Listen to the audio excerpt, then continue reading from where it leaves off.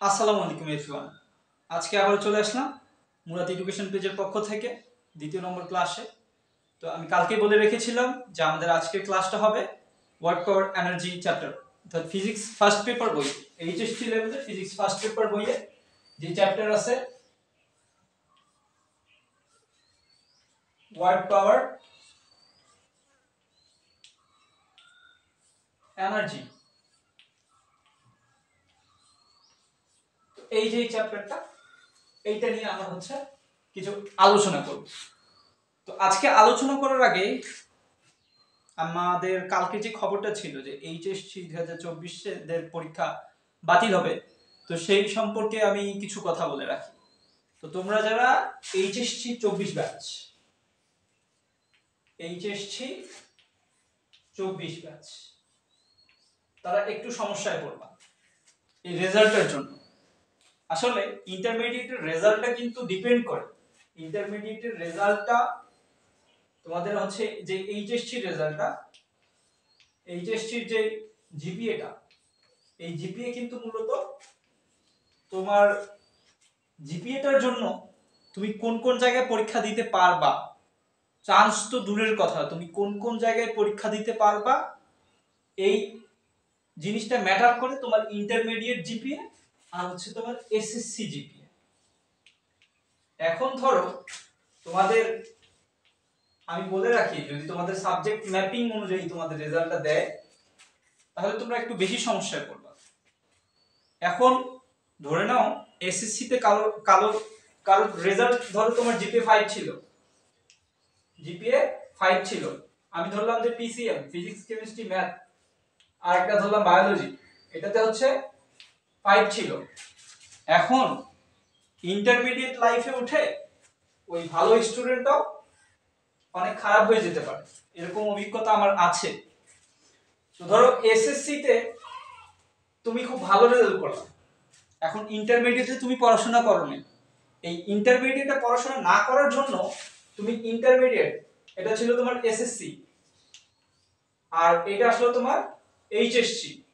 এখন এইচএসসি জিপিএটা ধরো যে এসএসসি তে ভালো করছে, এইচএসসি তে তার প্রিপারেশন কোনো ভালো ছিল না, তার প্রিপারেশন একবারে বাজে রকম ছিল।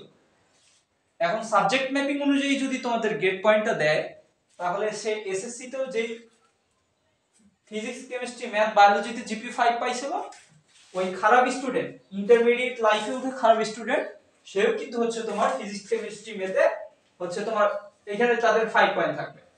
এখন ধরো কিছু কিছু স্টুডেন্ট আছে যে তারা একটা জিনিস লক্ষ্য করে যে ধরোতে সে এসএসসি তে ভালো রেজাল্ট করতে পারলো না, এখন তার মনের মধ্যে একটা তিক থাকে যে আমাকে ইন্টারমিডিয়েট লাইফে ভালো রেজাল্ট করতেই হবে, এজন্য সে খুব কঠোর পরিশ্রম করে পড়াশোনা করলো, করার পর এখন এই মুহূর্তে এসে তোমরা যারা এই এইচএসসি 2024 ব্যাচ আসো, ওইরকম কিছু স্টুডেন্ট ধরো খুব ভালো পড়াশোনা করছো, কিন্তু দুঃখের বিষয় তোমাদের পরীক্ষাটা না হওয়ার কারণে এসএসসি তে তোমার যেই খারাপ রেজাল্টটা ছিল এইচএসসি তেও ঠিক ওই খারাপ রেজাল্টটাও হয়ে যাইতে পারে, যদি তোমাদের সাবজেক্ট ম্যাপিং অনুযায়ী তোমাদের রেজাল্টটা দেওয়া হয়। এরপর বলি, তোমাদেরকে যদি অটো পাস দেয়, তোমাদেরকে যদি অটো পাস দেয় তো তোমরা অবশ্যই, তোমাদের একটা অভিজ্ঞতা আছে যে 2020 সালে যারা এইচএসসি পরীক্ষা দিয়েছে, যারা 2020 সালে এইচএসসি পরীক্ষা দিছে তাদেরকে কিন্তু অটো পাস দেওয়া হয়েছিল নোভেল করোনা ভাইরাসের জন্য। তারা কি পাইছে? অটো পাস পাইছে। ভালো কথা, তারা অটো পাস যে পাইলো, এখন তুমি একটু ভাইয়ারা খোঁজ নিয়ে দেখবা যে যারা যারা অটো পাস পাইছিল এবং যারা যারা অনার্সে ভর্তি হইছে তারা এখনো কোন ইয়ারের স্টুডেন্ট আছে। তো তোমরা যারা ওই যে এইচএসসি পরীক্ষা পেছানোর জন্য লাফালাফি করতেছিলা তারা একটু খুব বড় সমস্যায় পড়বে। তারা শুধু না, তোমরা যারা এইচএসসি 24 ব্যাচের স্টুডেন্ট আছো, তোমাদের এই পরীক্ষাটা না হওয়ার জন্য তোমরা একটু খুব সমস্যায় পড়বে। এখন যদি তোমরা বলো যে আমরা তো পরীক্ষা দিতে চাই, এটা তো কোনোভাবে পসিবল না ভাইয়া, কারণ এইটা একটা প্রজ্ঞাপন জারি হয়ে গেছে। এখন এই প্রজ্ঞাপন বলতে এমন একটা জিনিস বোঝায় যেটা সরকার থেকে নোটিশ দিছে, ওই নোটিশটা এখন তুমি কোনো রকম ভাবেই চেঞ্জ করতে পারবা না। এখন অনেক কিছুই বললাম।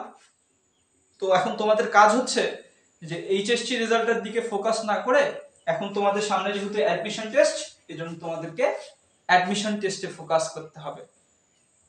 তোমাদের যাই দিক না কেন অ্যাডমিশন টেস্টের কোয়েশ্চেনগুলো কিন্তু একটু ক্রিটিক্যাল টাইপ থাকে। ওই যাই দিক না কেন তোমাকে এখন তোমার কাজ হচ্ছে ওই ক্রিটিক্যাল জিনিসগুলা বুঝে শুনে পড়া এবং দেখা এবং বারবার রিভাইজ করা এবং বারবার প্র্যাকটিস করা, তাহলে তুমি অবশ্যই অ্যাডমিশন টেস্টে সফল হইতে পারবা। তাছাড়া কোনোভাবেই তুমি অ্যাডমিশন টেস্টে সফল হইতে পারবা না। এখন আমাদের আজকের যে চ্যাপ্টারটা ছিল যে ওয়ার্ক পাওয়ার এনার্জি, এই চ্যাপ্টারটা আমি এমন ভাবে পড়াবো যেন ফার্স্ট ইয়ারের স্টুডেন্ট বুঝে, সেকেন্ড ইয়ারের স্টুডেন্ট বুঝে এবং অ্যাডমিশন টেস্টে যেগুলো লাগবে তারাও যেন এখান থেকে একটু হেল্প পায়। তো চলো আমরা শুরু করি। আমাদের যে আজকে প্রথম যে জিনিসটা আছে সেটা হচ্ছে ওয়ার্ক বা কৃতকাজ। তো আমরা কৃতকাজ বলতে কি বুঝি? কাজ বলতেই আমরা কি বুঝি? যে ধরো আমাকে আমার বাসা থেকে খরচ করতে দিয়েছে, আমি বাজারে গেছি, এখন আমি বাজার গিয়ে খরচ করে নিয়ে আসলাম। তো আমি বলছি যে আমি একটা কাজ করলাম। কি কাজ করলাম? আমি বাজার থেকে গিয়ে আমার বাজার খরচ করে নিয়ে আসলাম। এখন ফিজিক্সের ভাষায় ফিজিক্স যেটা বলে সেটা হচ্ছে এই আমি বাজার থেকে, ধর আমি এখানে আছি, আমার বাজারটা এখানে আছে, আমি একটু রাস্তা দিয়ে গেলাম, যাওয়ার পর হচ্ছে বাজারে খরচ করলাম, খরচ করার পর আবার আমি বাসা ব্যাক করলাম। এখন ফিজিক্সের ভাষায় ভাইয়া এটা হচ্ছে কৃতকাজ না। এখন তুমি ধরো কোনো একটা লোক কাজ করতেছে, ধরো একটা কৃষক মাটি কাটতেছে, তার জমিতে হচ্ছে মাটি কাটতেছে। এখন সে 3-4 ঘন্টা যাবত মাটি কাটার পর সে খুব ক্লান্ত হয়ে বসে আছে। এখন তুমি ওই মুহূর্তে যেয়ে যদি ওই কৃষককে বলো যে আপনি এখানে বসে আছেন কেন, আপনি তো কোনো কাজই করলেন না, তাহলে তোমার মাথায় ওই কৃষকের বাড়ি ছাড়া আর কিছু বলবে না। আশা করি বোঝা গেছে। কিন্তু কৃষক তো আর জানে না যে ফিজিক্সের ভাষায় সেটা কাজ করা হলো। তো ফিজিক্সের ভাষায় কাজটা হচ্ছে এমন একটা জিনিস যেটা কোনো বস্তুর উপর, ধরো আমি একটা বস্তু নিলাম, যে বস্তুর ভর m, এই বস্তুর উপর যদি F বল প্রযুক্ত হয় এবং বস্তুটার যদি অবস্থার পরিবর্তন হয়, বস্তুটা কিন্তু স্থির থাকবে না। ধরো এইখানে আমি একটা রাখলাম, কি রাখবো? কাঠের বাক্স। ভালো কথা। তো আমি যে কাঠের বাক্সটাকে রাখলাম, আমি কাঠের বাক্সটাতে এমন বল প্রয়োগ করলাম যে কাঠের বাক্সটার কোনো পরিবর্তন হইল না, তাহলে সেটা কিন্তু আমার কৃতকাজ হবে না। আমার কৃতকাজ ঠিক তখনই হবে যখন আমি আমার কাঠের বাক্সটাকে একটা নির্দিষ্ট পরিমাণ বল প্রয়োগ করে কাঠের বাক্সটাকে ঠিক এই অবস্থা থেকে সরে গিয়ে যদি আমার কাঠের বাক্সটার অবস্থা এই দিকে আসে, অর্থাৎ আমার কাঠের বাক্সের যদি অবস্থানের পরিবর্তন ঘটে, তাহলে আমার যে এই যে এইটুক আছে, এই এইটুক যদি আমার স্মরণ ঘটে, তাহলে আমি বলতে পারবো যে সেইখানে আমার কৃতকাজ হয়েছে। তো কৃতকাজের সংজ্ঞাটা হচ্ছে যে কোনো বস্তুর উপর বল প্রয়োগ করলে যদি বল প্রয়োগের ফলে বস্তুর স্মরণ ঘটে।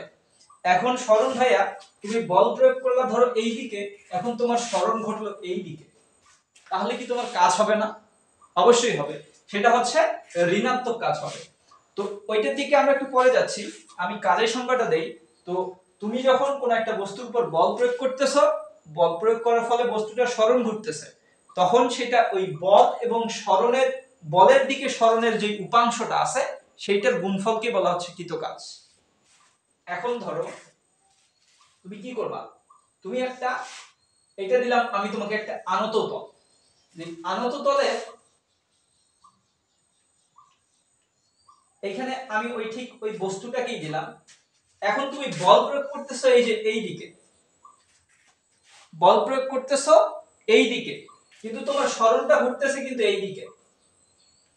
এটা হচ্ছে তোমার স্মরণ। আর তোমার এইখানে মধ্যবর্তী উৎপন্ন কোণটা হচ্ছে থিটা। এবং এই তুমি কি করতেছো, এইদিকে বল প্রয়োগ করে টানতেছো একটা বস্তুকে।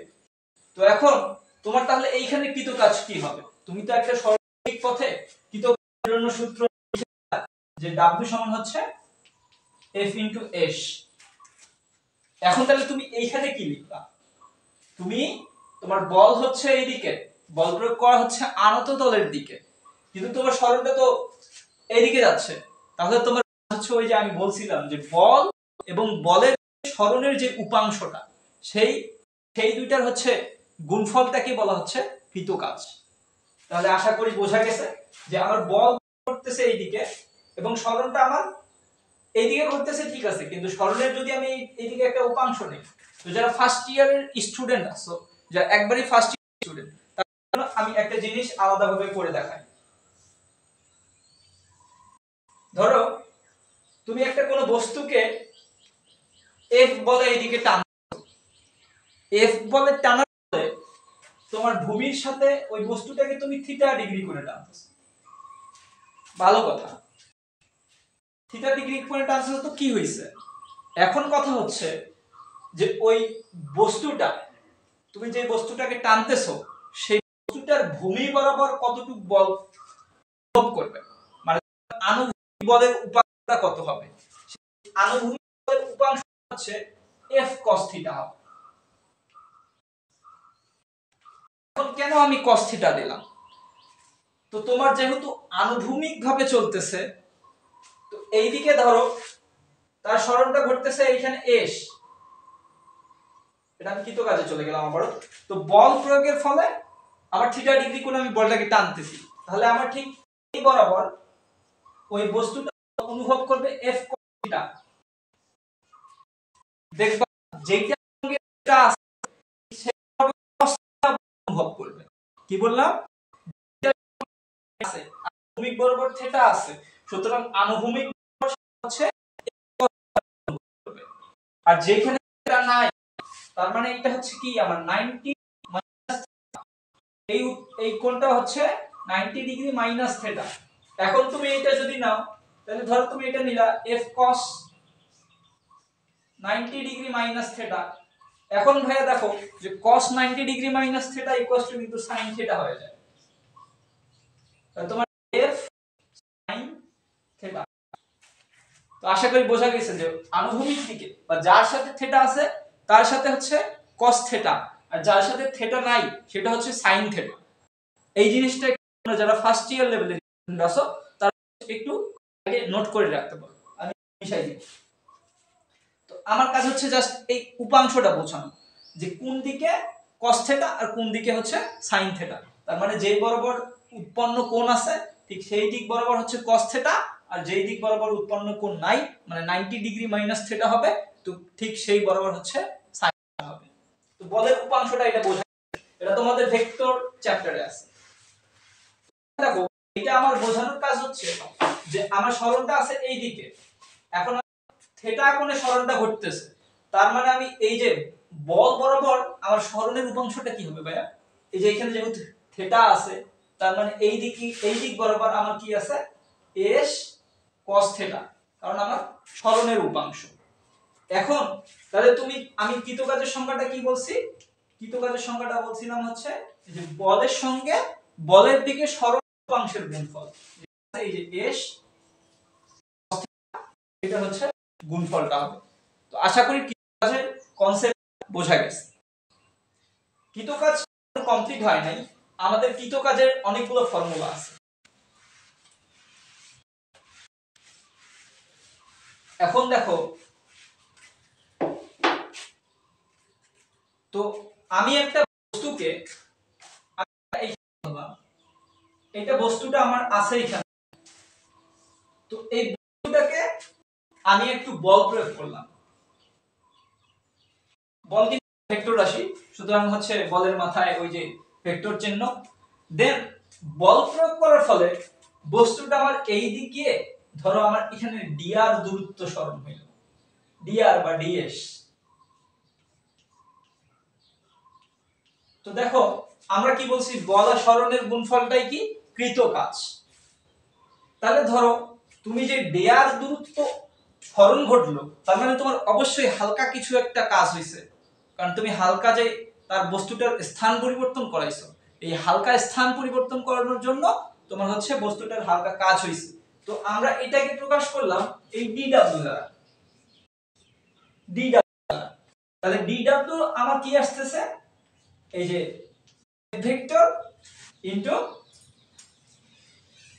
dr, তার মানে হচ্ছে আমার কৃত কাজ এইটা আসতেছে যে বল ইনটু বল ইনটু আসছে ক্ষুদ্র সরণ, এটা পাইছি আমি কি কৃত কাজ।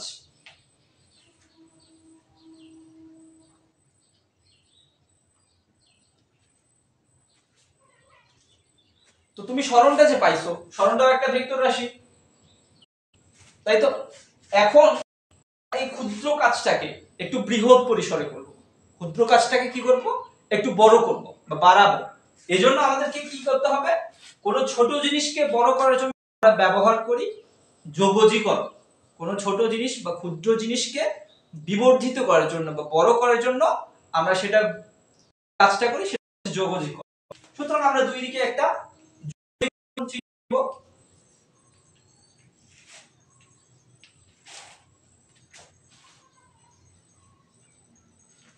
তো এই ছিল আমাদের যোগজীকরণটা।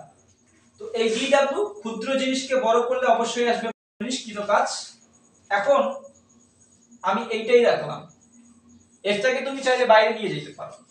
তো এই এফটাকে রাখলাম, দেন হচ্ছে dr। এইটা হলো আমার একটা কৃত কাজ। এখন আমাকে বলছে যে তুমি এই সরণটা যদি তোমার ঘটে একটা r1 ডিসটেন্স, ধরো এখানে এইটা ছিল আমার r1 ডিসটেন্স, এইটা ছিল আমার r2 ডিসটেন্স। তো বল প্রয়োগের ফলে বস্তুটার অবস্থান r1 থেকে r2 তে নিছো। এখন বলছে সেই ক্ষেত্রে আমার কৃত কাজটা কত হবে। এইখানে একটা কঠিন কোশ্চেন আছে, যে কোশ্চেনগুলো আর কি সচরাচর করে না। তোমাকে বলে দিছে তোমার একটা বলের সমীকরণ, ধরো একটা তোমার বলের সমীকরণ দিছে, এই যে f সমান কি দেব, x square plus 9x plus 2, এটা নিউটন। এইটা তোমাকে দিছে বলের সমীকরণ। তোমাকে প্রশ্নে বলেছে তোমাকে একটা বলের সমীকরণ দেওয়া হলো, যে সমীকরণটা এইটা। তো এখানে x টা ইন্ডিকেট করে যে সরণ, কতটুক সরণ ঘটছে। এখন বলছে তোমাকে x 2 মিটার থেকে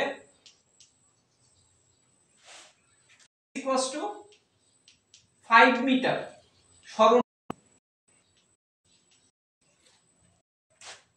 সরণে কৃত কাজ।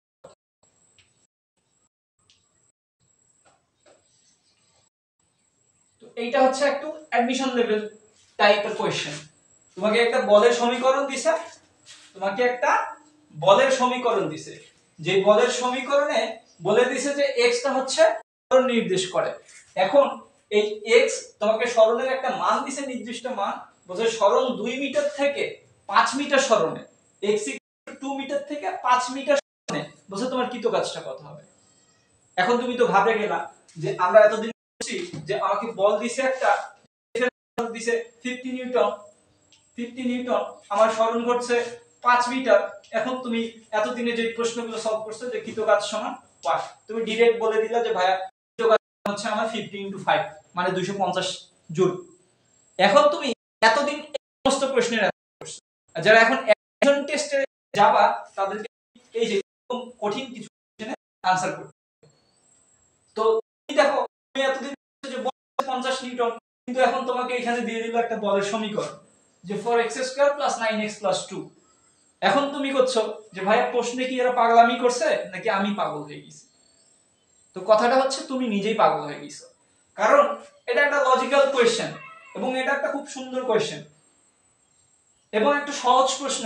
দেখো এই কনসেপ্ট খাটাইতে হবে,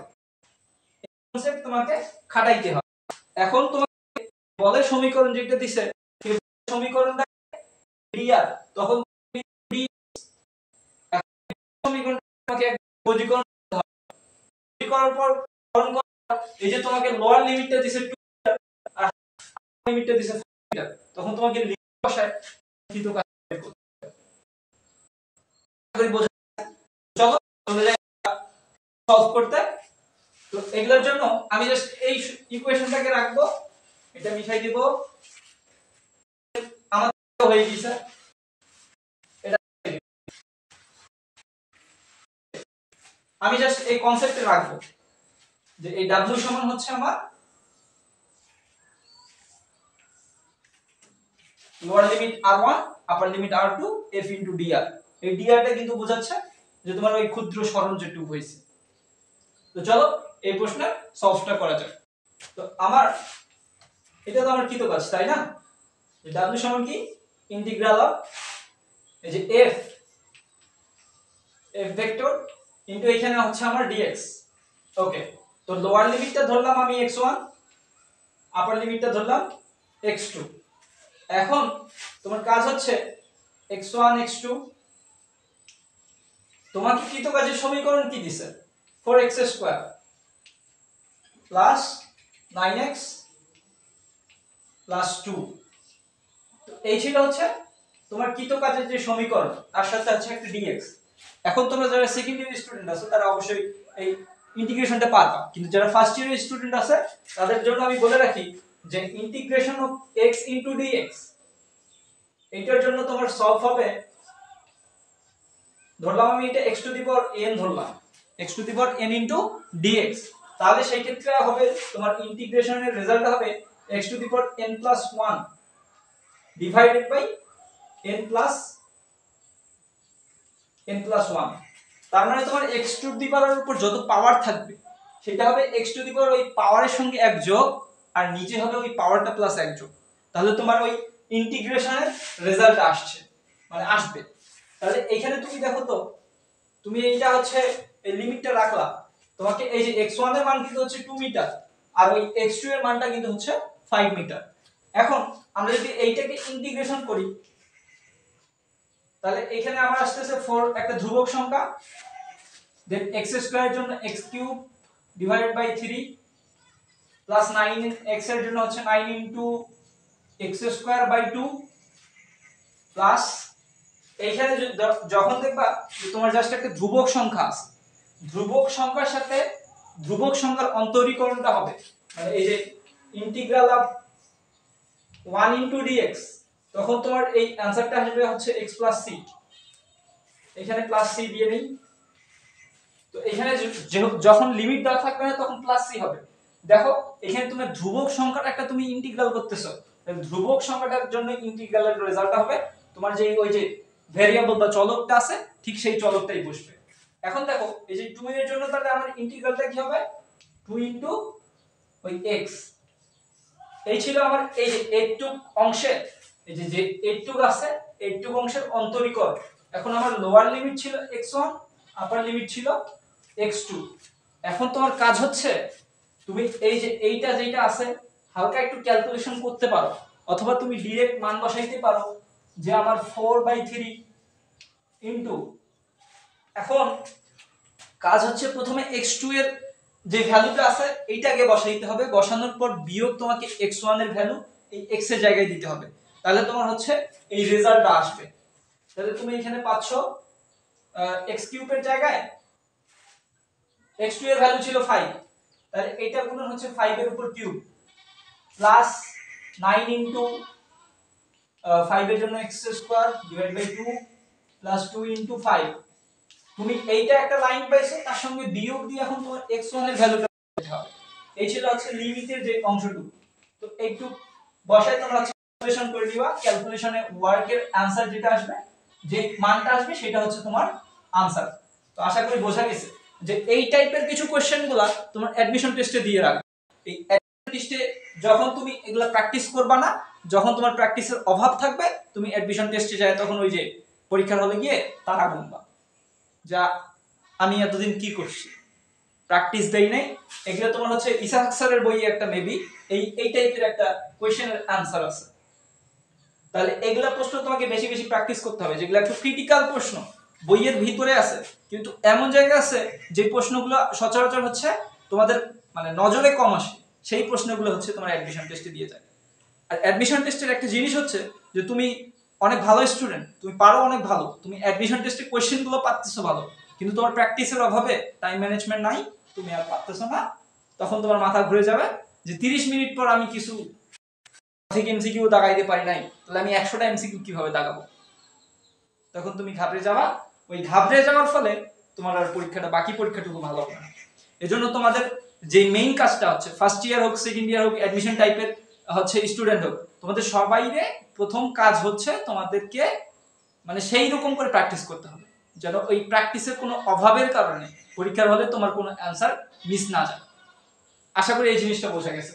তো আমার ছিল ওই যে তোমাকে একটা বলের সমীকরণ, এখন যদি তোমাকে যে কোনো একটা বলের সমীকরণ দিক না কেন, তোমাকে বলে দিছে যে এত সরণ থেকে এত সরণের মধ্যে কৃত কাজ কত, তাহলে তোমাকে এই যে এই প্রসেসই করতে হবে। আশা করি বোঝা গেছে। তাহলে পরিবর্তনশীল বল দ্বারা কৃত কাজ এই যে এইটা, তো এটা এখন আমি মিশাইতে পারি।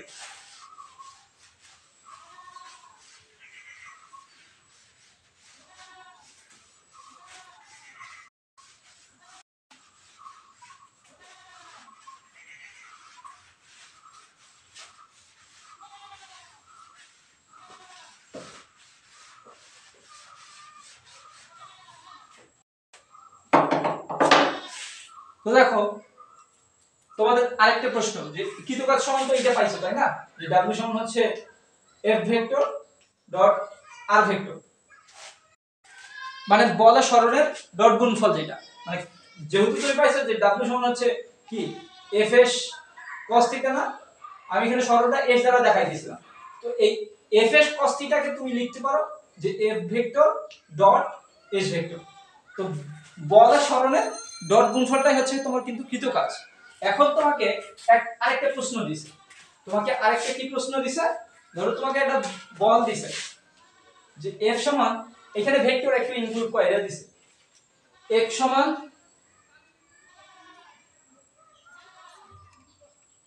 তোমাকে একটা প্রশ্ন দিছে যে f সমান হচ্ছে 12 i হ্যাট প্লাস তোমার হচ্ছে মাইনাস 6 j হ্যাট প্লাস হচ্ছে 4k হ্যাট। তো এইটা তোমাকে এটা হচ্ছে বল দিছে, দেওয়ার পর তোমাকে বলে দিছে যে বল প্রয়োগ করলে কণাটি সরণ ঘটবে, বল প্রয়োগ করলে কণাটি সরণ ঘটবে, ধরে নিলাম এটা কত আমি ধরবো 3i hat plus 2j hat minus 5k hat. তো বলছে তোমাকে এত বল প্রয়োগ করলে, তোমাকে বল দিছে একটা যে এত বল প্রয়োগ করার পর তোমার সরণটা ঘটতেছে এই যে এইটা মিটার, ওটা দিছে নিউটন। বলটা এত নিউটন বল প্রয়োগ করলে যদি তোমার সরণ কৃত কাজটা কত হবে ভাই? এখন এই যে আমি একটু আগে যে বললাম যে তোমাদের বল আর সরণের স্কেলার গুণফল যেটা, সেটা হচ্ছে তোমার কৃত কাজ। এখন দেখো এই যে এইখানের ক্ষেত্রে তুমি যদি w টা বের করতে যাও, তাহলে তোমার কি f ডট s মানে সরণের গুণফল এটা লিখছিলাম। আচ্ছা, তো এইখানে আমি এটা তুলবো একটু, 12i hat minus 6j hat plus 4k hat into 3i hat plus 2j hat, এটা মাইনাস 5k হ্যাট দাও, মাইনাস 5k হ্যাট। ওকে, তো এইটার হচ্ছে তোমাকে এখন স্কেলার গুণ করতে হবে। তো দুইটা ভেক্টরের মধ্যে স্কেলার গুণগুলো হচ্ছে তোমার i এর সঙ্গে i গুণ, j এর সঙ্গে j গুণ, k এর সঙ্গে k গুণ। তাহলে এখন দেখো যে এই যে 12i হ্যাট আর 3i হ্যাট এর মধ্যে গুণ করলে 3 12 36। এখন এই i আর i গুণ করলে কিন্তু 1 হয়। দেন তোমার হচ্ছে এই যে -6j হ্যাট আর +2j হ্যাট, এই দুটো গুণ করলে কত হবে -12। দেন তোমার হচ্ছে +4k হ্যাটের সঙ্গে -5k হ্যাট গুণ করলে কত হবে -20। এখন দেখো তাহলে তোমার কত আসছে 32, দেন তোমার এটা হচ্ছে 4 নিউটন। তো এইটা ছিল হচ্ছে সরি 4 জুল হবে, নিউটন মিটার বা জুল।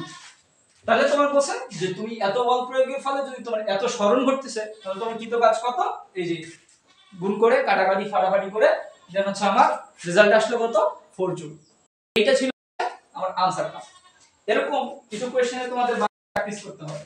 দেন তোমাকে আরেকটা বলে দিছে, আরেকটা জিনিস বলে দিছে, ধরে নাও যে তোমার ওই যে বলের একটা অবস্থান সমীকরণ দিছে, বলের অবস্থান সমীকরণটা ছিল ধরো 5 -4 দেন -7। তো বলছে যে এত অবস্থানে তোমার বল প্রয়োগ করছে এবং যার ফলে তোমার সরণ ঘটছে, সরণের অবস্থান ভেক্টরটা আছে কত, ধরে নাও এটা 1 9, এটা হচ্ছে -3। এখন তোমাকে এইটা দিছে আর এটা দিছে, এখন বলছে তোমার কৃতকাজটা কত। তো কৃতকাজ বের করার ক্ষেত্রে এই যে তোমার অবস্থান ভেক্টর যেহেতু গুলো দিয়ে দিছে, এজন্য তোমাদের এগুলাকে আগে ভেক্টরে প্রকাশ করতে হবে, দেন তোমার ওই যে ভেক্টর বা সরি তোমাদের হচ্ছে যে স্কেলার গুণফল যেটা আছে ওই স্কেলার গুণফল দিয়ে করে দিবা, ওইটাই তোমাদের কৃতকাজের অ্যানসার আসবে। তো আজকে আমি কৃতকাজটা সম্পর্কে একটু ডিটেইলসে বলবো। আর কৃতকাজ আরেকটা জিনিসের ক্ষেত্রে কৃতকাজ হয়, সেটা হচ্ছে কৌণিক বস্তুর ক্ষেত্রে বা কৌণিক সরণের ফলে, কৌণিক বস্তু তো হবে না, কৌণিক সরণের ফলে কৃতকাজ। ধরো এইটা হচ্ছে তোমার বাসার গেট, এই বাসার গেটে ধরে নিলাম যে এই পর্যন্ত তোমার গেটটা আছে, ভালো কথা। এখন কেউ আসছে, কেউ আসার ফলে তোমাকে গেটটা খোলাইতে হচ্ছে, দেন গেটটা খোলানোর ফলে তোমার গেটের অবস্থান ধরলাম আমি, তো তোমার গেটের অবস্থান এই যে এখান থেকে খুলে তুমি এইদিকে নিয়ে আসছো, যার ফলে তোমার থিটার পরিবর্তনটা হয়েছে ধরলাম আমি এখানে থিটা। এখন বলছে তখন আমার কৃতকাজটা কত হবে। এখন এই কৃতকাজের ক্ষেত্রে তুমি যেটুকু পরিমাণ টর্ক ক্রিয়া করাইছো, এই টর্কের সঙ্গে তুমি যে তোমার যেটুকু কৌণিক সরণ ঘটছে, ঠিক ততটুকু কৌণিক সরণের গুণফলটাই হচ্ছে তোমার কৃতকাজ। ধরো তুমি এখানে খুব ক্ষুদ্র পরিমাণ দরজাটা ঘুরাইছো, ক্ষুদ্র পরিমাণের দরজাটা ঘোরানোর জন্য তোমার ক্ষুদ্র পরিমাণ কৃতকাজ সম্পন্ন হয়েছে। ঠিক সেই ক্ষুদ্র পরিমাণ কৃতকাজটাকে আমি dw দ্বারা লিখলাম, টাউ ইনটু d থিটা লিখলাম। দেন আমার কাজ হচ্ছে এটাকে আমার বড় করা, তো integral then integral tau into d theta. তখন তুমি কি কাজ করবা, তোমার কাজটা আসবে টাউ যেহেতু একটা তোমার নির্দিষ্ট পরিমাণে একটা টাউ ক্রিয়েট করতেছো, বল দিচ্ছ, তখন তোমার এই টাউটা কিন্তু এটা হচ্ছে ধ্রুবক সংখ্যা, তো ধ্রুবক সংখ্যা এখানে থাকলো, দেন এটা হচ্ছে 1 into d theta, 1 into d theta. Then হচ্ছে ধর তোমাকে একটা লিমিট দিয়ে দিয়েছে থিটা 1 থেকে থিটা 2 এর মধ্যে থাকবে, থিটা 1 থেকে থিটা 2 এর মধ্যে থাকবে। দেন তাহলে তোমার কৃতকাজটা কি হবে, তুমি তখন এই কৃতকাজ w সমান কি লিখতে পারবা, যে টাউ ইনটু, যেহেতু তোমার এটা হচ্ছে জাস্ট থিটা বলে দিয়েছে, তো এখানে এই যে জাস্ট থিটা, তোমার লোয়ার লিমিট ছিল থিটা 1, আপার লিমিট ছিল থিটা 2। এখন যদি তুমি কৃতকাজ এই w লিখো, তাহলে তোমার হচ্ছে টাউ ইনটু থিটা 2, মানে তুমি যতটুকু শেষ কৌণিক তোমার পাইছিল ঠিক কৌণিক দূরত্ব থেকে এই যে এইটা ছিল তোমার ওই কৌণিক পরিবর্তনের ক্ষেত্রে কৃতকাজটা ঠিক সেটা।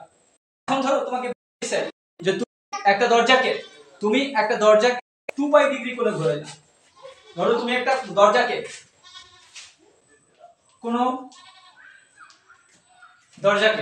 দরজায় ধরে নিলাম, দরজাকে 2 পাই ডিগ্রি কোণে 2 পাই কোণে ঘোরানো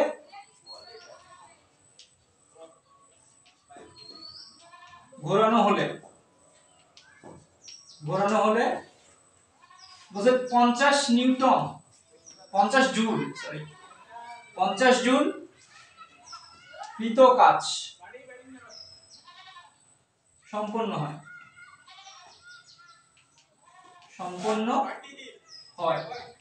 এখন প্রশ্নটা বলে দিছে যে এই টাউ বা টর্ক, প্রযুক্ত টর্কের মান কত হবে।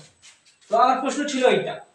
এখন তোমার এই যে দেখো তোমার কৃতকাজের মান দিছে, যে তোমাকে বলছে যে 2 পাই ডিগ্রি কোণে ঘোরানো হলে, তার মানে 2 পাই ডিগ্রি কোণে যে তোমাকে ঘোরাইছে, তাহলে ওইটার আদি অবস্থা কত ছিল, আদি অবস্থা অবশ্যই 0 ডিগ্রি কোণে ছিল, তার মানে তোমার এই আদি কোণটা ছিল কি 0 ডিগ্রি, শেষ কোণটা কত ছিল 2 পাই ডিগ্রি।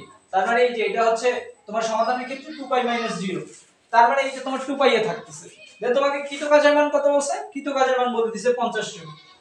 এখন তোমাকে চাইছে যে এই যে টাউ, এই টাউটা কত হবে, তো খুব ইজিলি না, তাহলে আগে তোমার বেসিকটা আগে কমপ্লিট করতে হবে, যে কোন জিনিস থেকে কোন জিনিসটা কিভাবে আসতেছে সেই জিনিসটা তোমাদেরকে আগে বুঝতে হবে। তারপরে তোমরা এই যে প্রবলেম সলভ করতে যাবা, দেখবা যে প্রবলেম অটোমেটিক্যালি সলভ হয়ে যাবে, খুব কষ্ট করা লাগবে না। এই ছিল এই যে প্রশ্নটা ছিল, তো এইটা ছিল হচ্ছে এই প্রশ্নের সলভটা। তো এই যে প্রশ্ন যেটা ছিল এটা সলভ হচ্ছে এটা কিন্তু অবশ্যই আছে কোনো না কোনো ভর্তি পরীক্ষা, আমার সম্ভবত মনে হচ্ছে যে এটা ডিইউতে ছিল। তো এই ছিল হচ্ছে তোমার কৃতকাজ এইটা। দেন এবার আমরা করব বা আমরা শিখব যে হচ্ছে হাতুড়ি আর পেরেক। হাতুড়ি আর পেরেক, ধরো তোমার বাসা বাড়িতে তুমি মশারি টানাও, ধরো তোমার বাসা বাড়িতে তুমি কোনো একদিন মশারি টানাবা। দেন মশারি টানানোর জন্য তোমার তো দেওয়ালে অবশ্যই, ধরে নিলাম এটা হচ্ছে আমার একটা দেওয়াল, তো তুমি মশারি যেহেতু টানাবা তার মানে তোমার অবশ্যই দেওয়ালে হচ্ছে কি পেরেক মারতে হবে, তাই না? তো ধরে নিলাম আমি এইখানে এইটাকে ধরে নিছি হচ্ছে পেরেক, তো এইটা ছিল হচ্ছে আমার পেরেক। দেন আমি এই পেরেকটাকে এখন তোমার হচ্ছে দেওয়ালে ঠুকবো, তো এই ক্ষেত্রে আমার কৃত কাজটা কত হবে? তো আবার এইদিকে আমি ধরে নিলাম যে এইটা তোমার হচ্ছে হাতুড়ি, ওকে, এটা তুমি হাতুড়ি, এটা হাতুড়ি, দেন এটা হচ্ছে পেরেক। এখন তোমাকে বলছে যে এই তুমি হাতুড়ি দিয়ে যে তোমার দেওয়ালে পেরেক মারতেছো, তোমার সেই ক্ষেত্রে তোমার কৃত কাজটা কত হবে? এখন দেখো তোমার পেরেকটা তো স্থির অবস্থায় আছে, তাই না? স্থির অবস্থায় আছে। এখন তুমি একটা হাতুড়িকে ধরো এই যে এইভাবে নিচ্ছ, নিয়ে হচ্ছে এইভাবে বাড়ি দিতেছো, তো হাতুড়ির একটা নির্দিষ্ট ভর আছে m, রাইট? দেন হাতুড়িটাকে তুমি যে এই যে একটা অবস্থা থেকে বেগ দিয়ে হচ্ছে পেরেকের মধ্যে রাখতেছো, তো সেই ক্ষেত্রে তোমার একটা হাতুড়ির অবশ্যই একটা বেগও আছে v। দেন তোমার পেরেকটা কি কোনো অবস্থার পরিবর্তন হচ্ছে? হচ্ছে না। তো পেরেক হচ্ছে যখন হাতুড়ি পড়বে ঠিক সেই মুহূর্তে তার কৃত কাজটা হবে। এখন তাহলে দেখো যে তোমার পেরেকটা এখানে আছে, তাহলে তোমার এই ক্ষেত্রে কৃত কাজটা হচ্ছে ডিরেক্ট হাফ mv স্কয়ার, ওকে। আর এখন ধরো তুমি একটা আনুভূমিক তলে, ধরলাম এই যে আমি এই একটা আনুভূমিক তলে একটা পেরেককে মাপতেছি, ধরে নিলাম এই যে আনুভূমিক তলে একটা হাতুড়ি দিয়ে একটা পেরেক মারতেছি, ওকে, ভালো কথা। দেন আমার হাতুড়ির একটা ভর আছে, হাতুড়ি উপর থেকে মারা হচ্ছে এখন দেওয়ালের দিকে, একটা বেগ আছে v। দেন আমার এই যে পেরেকটা এখান থেকে, পেরেকটা কি একটা নির্দিষ্ট দিকে দূরত্ব যাচ্ছে না? একটা নির্দিষ্ট দিকে হাতুড়ি যখন পেরেক মারা হলো, দেন এই যে ধরো যে আমার মারার পর আমার এখানে হচ্ছে পেরেকটা ভিতরে এতটুকু ঢুকছে, দেন তাহলে আমার এই যে জাস্ট একটু একটা কি সরণ ঘটলো না? অবশ্যই তো একটা সরণ ঘটলো। তাহলে এই ক্ষেত্রে হাতুড়ি দ্বারা কৃত কাজ হচ্ছে, হাতুড়ি দ্বারা কৃত কাজ হচ্ছে হাফ mv স্কয়ার, হাতুড়ি দ্বারা কৃত কাজ হাফ mv স্কয়ার। দেন তোমার পেরেকটা যে নিচের দিকে একটু এক সরণ ঢুকলো, সেই এক সরণের জন্য তোমার একটা কৃত কাজ হবে না? পেরেক দ্বারা কৃত কাজ। তাহলে সেই পেরেক দ্বারা কৃত কাজটা কি হবে? mgx। এখন কেন mgx হলো? কারণ এটা তো আনুভূমিক তল বরাবর যাচ্ছে, তাই না? অভিকর্ষের বলের বিরুদ্ধে কৃত কাজটা সংঘটিত হচ্ছে, এজন্য তোমার হচ্ছে ওই যে mgx হলো। তাহলে এই ক্ষেত্রে তোমার মোট কৃত কাজটা কত? w সমান হচ্ছে half mv square plus mgx। তো এই ছিল হচ্ছে তোমার মোট কৃত কাজটা। তো হাতুড়ি পেরেকের কনসেপ্ট আশা করি বোঝা গেছে। তো আজকে জাস্ট আমরা এটুকুই পড়াইলাম যে কৃত কাজটা জাস্ট দেখলাম, কালকে আরো নতুন কিছু দেখবো, কালকে অবশ্যই কুয়ার ম্যাথ দেখবো। দেন কৃত কাজে যদি আমি তোমাদেরকে আরেকটা কনসেপ্ট জিনিস দেখাই, যে ধরো তোমার একটা ইট, এই ইট তুমি এই যে আনুভূমিক তল থেকে উপরের দিকে উঠাচ্ছ, তখন কৃত কাজটা কত? ধরো এইটা আছে এই h দিব না, ধরো এইটা আমার হচ্ছে s মিটার। দেন এই s এর তো জাস্ট ভার কেন্দ্রটাতে তার সরণ, তাই না? যখন এইভাবে থাকবে তখন mgh, এই mgh এর যে ভার কেন্দ্রের সরণটা মানে এইটার অর্ধেকটা, এইটা হচ্ছে ওই h টা তখন হবে s/2। দেন এইটার ক্ষেত্রে বসে তখন যখন আনুভূমিক থেকে উলম্ব তল বরাবর ইটটাকে আনা হবে, তখন সেই ক্ষেত্রে তোমার কৃত কাজটা কত হবে? তো সেই ক্ষেত্রে কৃত কাজটা হবে, তোমার ভার কেন্দ্রটা ছিল এখানে, তো এখন এখানে উঠে গেছে, দেন তোমার হচ্ছে জাস্ট তখন এই যে ধরে নিলাম এটা এই এটা তখন তোমার আসবে এই a/2 মাইনাস s/2, এইটা তোমার তখন হবে ভার কেন্দ্রের স্বতন্ত্র।